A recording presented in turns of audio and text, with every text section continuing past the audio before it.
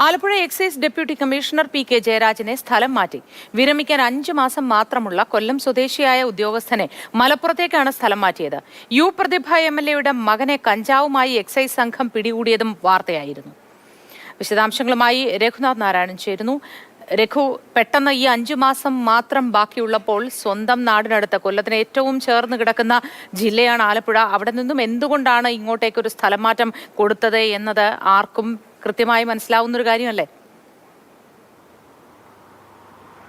ഇല്ല മോട്ടി, അതുകൊണ്ട് തന്നെയാണ് കഴിഞ്ഞ ദിവസങ്ങളിൽ ഇവിടെ ഉണ്ടായ സംഭവവാസങ്ങളുമായിട്ട് നമ്മളിത് ചേർത്ത് വായിക്കുന്നത്. ഈ ഉദ്യോഗസ്ഥൻ ജയരാജ് ആലപ്പുഴയിലേക്ക് സ്ഥലം മാറി വന്നിട്ടും അധികം നാളായില്ല. മുത്തി പറഞ്ഞതുപോലെ തന്നെ ഇനി പെൻഷൻ പറ്റാൻ 5 മാസം കൂടിയേ ഉള്ളൂ. സാധാരണ നിലയിൽ ഇത്തരത്തിൽ 1 വർഷമൊക്കെ പെൻഷൻ മാത്രം പ്രായമുള്ള പെൻഷൻ പറ്റാൻ കാലമുള്ള ഉദ്യോഗസ്ഥരെയൊക്കെ വീടിൻ്റെ അടുത്തോ അല്ലെങ്കിൽ വീട്ടിൽ നിന്ന് ഏറ്റവും അടുത്ത് പോയി വരാൻ പറ്റുന്ന ദൂരങ്ങളിലൊക്കെയാണ് പോസ്റ്റ് ചെയ്യാറുള്ളത്. പക്ഷേ ഈ ഉദ്യോഗസ്ഥനെ മലപ്പുറത്തേക്കാണ് മാറ്റിയിരിക്കുന്നത്. നമ്മൾ നവീൻ ബാബുവിൻ്റെ അടക്കം സ്ഥിതിഗതികൾ കണ്ടതാണ്. അദ്ദേഹത്തിൻ്റെ ഈ ആത്മഹത്യക്കൊക്കെ ഉള്ളൊരു കാരണം കൂടി ഈ സ്ഥലം മാറ്റം വൈകിയതൊക്കെയായിരുന്നു. നമ്മൾ തന്നെ ക്യാമ്പയിൻ ചെയ്തിട്ടുണ്ട് ഇത്തരത്തിൽ തൊഴിലിടത്തെ പീഡനങ്ങളൊക്കെ സംബന്ധിച്ച്. അതിനൊക്കെ എതിരെ വലിയ മാനവീയത ഭാഷയിലൊക്കെ പ്രതികരിക്കുന്ന ഉദ്യോഗസ്ഥരും അല്ലെങ്കിൽ ആ രാഷ്ട്രീയ നേതൃത്വം തന്നെയാണ് ഈ ഉദ്യോഗസ്ഥനെയും സ്ഥലം മാറ്റിയിരിക്കുന്നത്. വേണമെങ്കിൽ ന്യായീകരിക്കാം, കാരണം 30-ലധികം ഉദ്യോഗസ്ഥർക്ക് സ്ഥലം മാറ്റവും സ്ഥാനക്കയറ്റവും ഇറങ്ങിയ പട്ടികയിലാണ് ഈ ഉദ്യോഗസ്ഥനെയും മലപ്പുറത്തേക്ക് മാറ്റിക്കൊണ്ടുള്ളൊരു നിർദ്ദേശം വന്നിരിക്കുന്നത്. പക്ഷേ എന്തിൻ്റെ പേരിലാണെങ്കിലും വിരമിക്കാൻ അധികം കാലമില്ലാത്ത ഉദ്യോഗസ്ഥരെയൊക്കെ ഇത്തരത്തിൽ